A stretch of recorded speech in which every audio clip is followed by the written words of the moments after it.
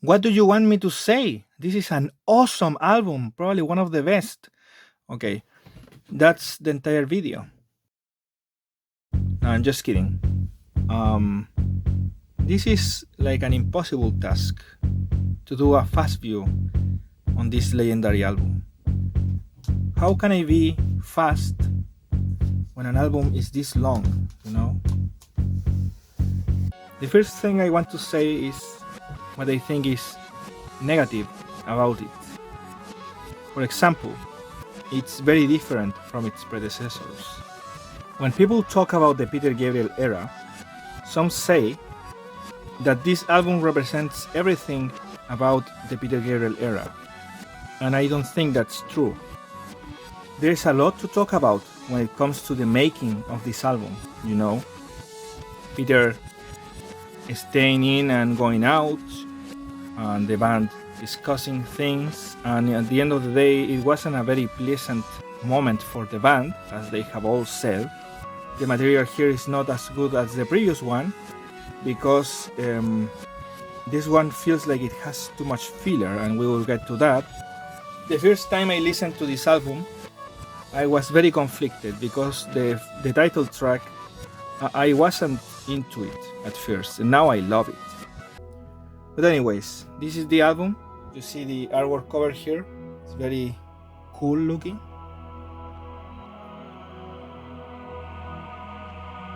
There you have the signature of Steve Hackett and this Art Deco design. And you can already tell that there is a story going on here.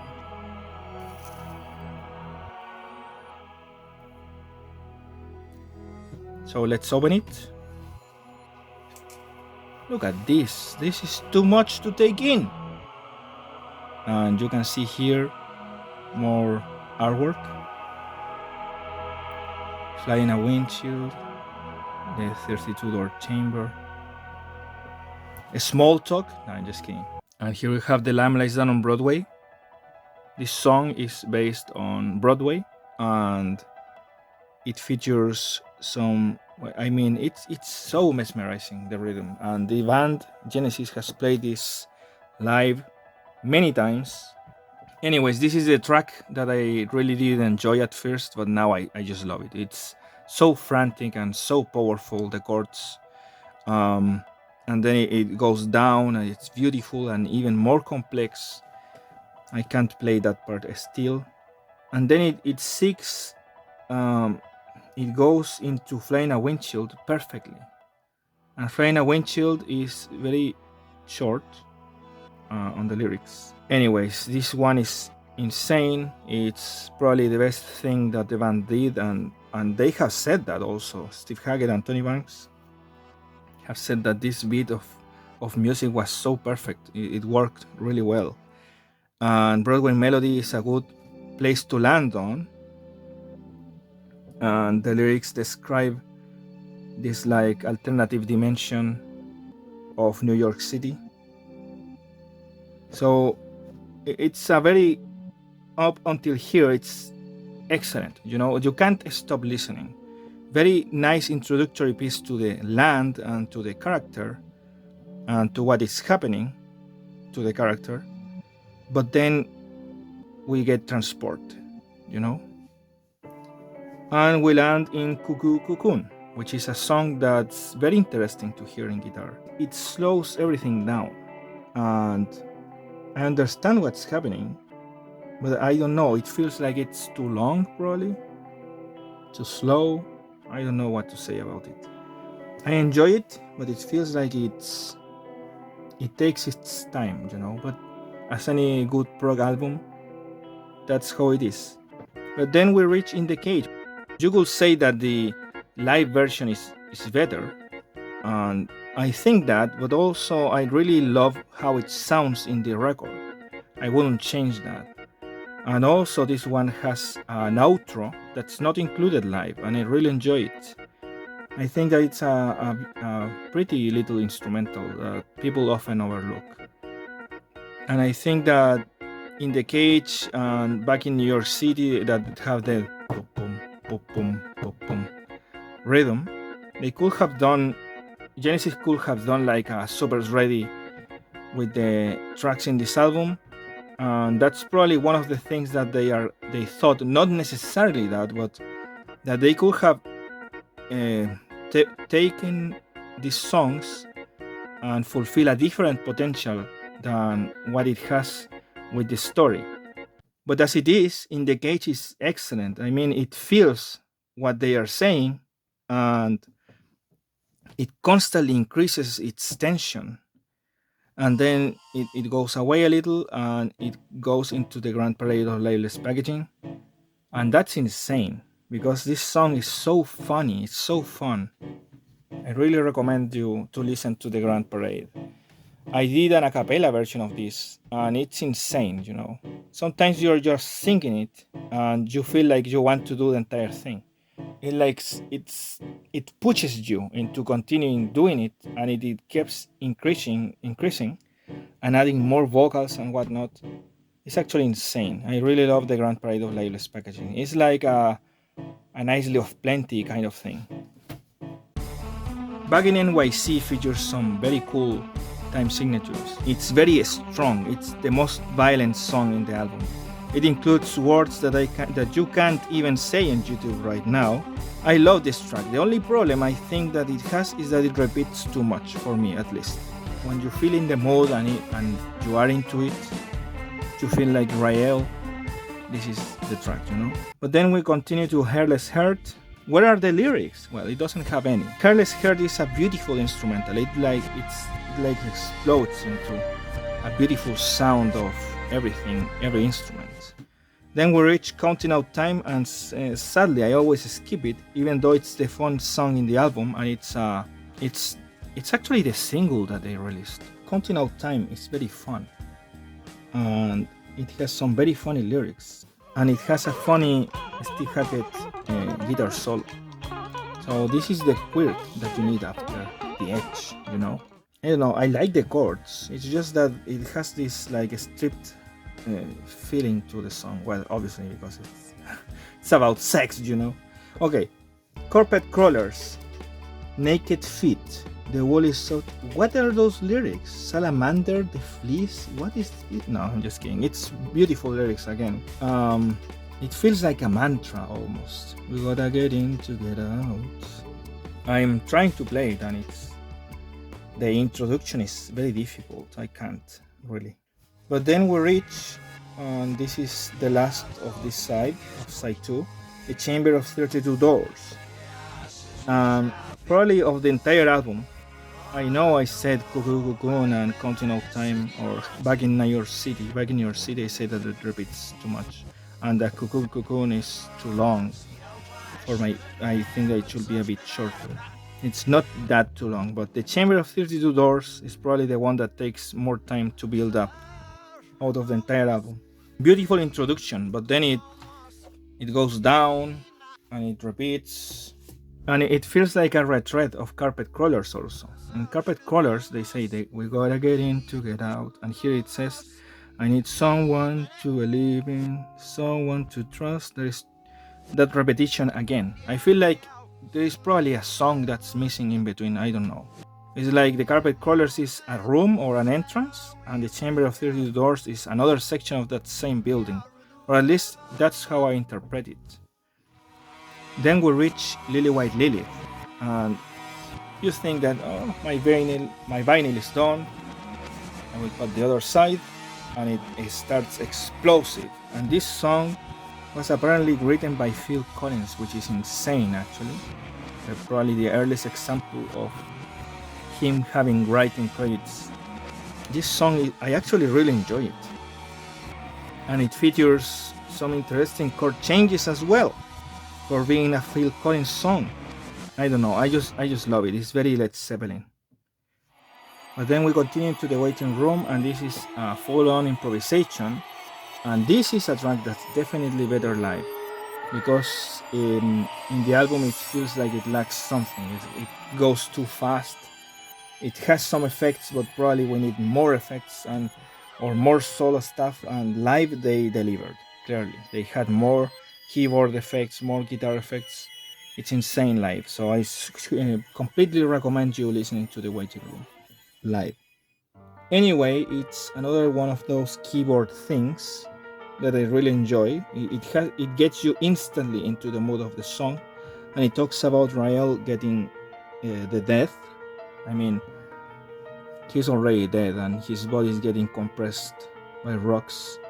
And it has a solo of keyboard and guitar as usual, and it feels a very welcome addition after. But then we reach Here Comes the Supernatural Anaesthetist, and this is Steve Hackett doing his thing, and it feels very psychedelic. I think that it could have been even more. I listened to the Headley Grange tapes, but I can't say much about it because it's really short actually, and it's very fun, but it's also in between Anyway and the Lamia. So, and the Lamia again is like the Tony Banks staple, you know, like the Timetable or Madman Moon. It's or One for the Vine. This is the One for the Vine for this album, and Tony always complains that, well, always, but that Peter Gabriel took his beautiful track and then plastered lyrics about shit and and eating a lady alive or dead, a corpse. It's actually very funny. But again, if you listen to the arrangement of the song, it's so beautiful. It could be my favorite track in the album, really, if it weren't for Slippermen. I listened to it for how pretty it is, but when you listen to it in the context of the album, it's a different story. It feels like. I love the lyrics here. I want to mention this part. Rael stands astonished, adopting his sight, struck by beauty, gripped in fright, 3 vermilion snakes, a female face, the smallest motion, filled with grace. It's so beautiful. And then, only a magic that a name will stain. I fucking love this song. I'm sorry, but I love it. And then, Silent Sorrow in Empty Boats. It's a beautiful instrumental. I think that I prefer Hairless Heart, but how it enters the voices of the keyboards is beautiful. But now we have to talk about the final side of the album with Slippermen, and we have an instrumental that's very weird and I have mocked in a YouTube clip. And then the lyrics are as insane as Ebbing Forest. You gotta be forested again. I'm just kidding, but I mean it's so similar to Ebbing Forest. The lyrics are insane, very wordy, very jokey. It has so many plays with words. It plays with words a lot. It has characters. The keyboard is so crazy, like in Ebbing Forest. I mean, it's clearly the sister piece. Then you visit the doctor, and this guy gets his dick cut off, which is pretty funny. And then it gets stolen by a bird, which is even funnier. And I actually have a yellow plastic. Yellow plastic Shooby-Doo. Well, it's an M&M's thing. This is what happens in the album, and this track features a solo. It's insane because the entire track is so difficult in bass, in keyboard, even in guitar, in the lyrics, and then the solo. It's probably the easiest in the album. So now we reach Ravine, which is like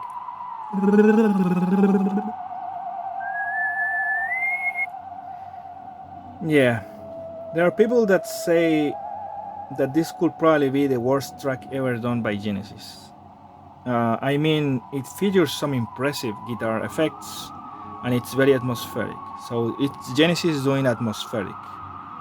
But anyways, we reach The Light Dies Down on Broadway, which is a track that the lyrics were written by Tony and Mike, and that's very insane because this is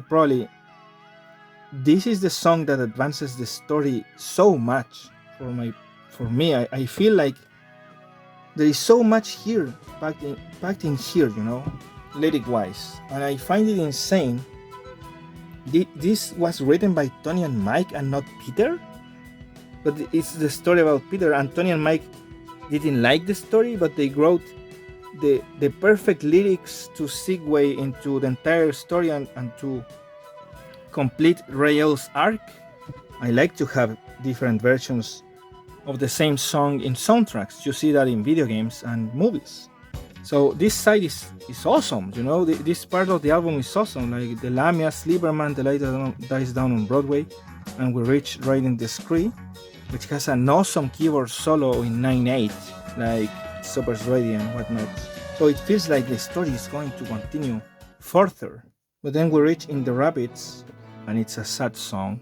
But it gets down so much, and then we reach It, which is very happy, and it's finally like, that's not my face, that's not your face, it's mine. So Rael and John are actually, it's like Rael saved himself, you know. Probably John wasn't even dead, I don't know. There are many theories here. And it is basically Rael going into heaven or leaving purgatory. The chords at the end of it are very similar to Watcher of the Skies, so it fits again with what Genesis did live, because they did a medley that goes from it to Watcher of the Skies, which for me feels very canonical to what happens in the album. I love this album. I think that it could have continued, it could have been longer, it could have featured many tracks in between, and they actually did in the Anaesthetist here. Live, they did another instrumental track to segue into the Lamia. It is not very good instrumental track, but it's insane that they actually added more. And also, Tony and Peter have said that the album needed more tracks to be a movie, even though the album is an hour and a half. For me, it feels insane that even though it's been 50 years and they played the entire album in the concert, and there was mystery before the album came out, when the album came out, when Peter left, when they played live, when Peter left, after when they released many of the albums, they were still talking about this album, and today we are still talking about this album like it was released yesterday or something, even though it's been 50 years. Of all the Genesis albums, well, Selling England by the Pound is the most played one live, but this is the other one. And I think I did the study, and I think that they played even more of this album in tours. Sometimes in a tour they will play one Selling England by the Pound song or two, and from this they will play 3 or 4. So this is an incredible album. It's a legendary album. It feels like there is something more to do with this. You know, that's the thing. So thank you for watching, and take care.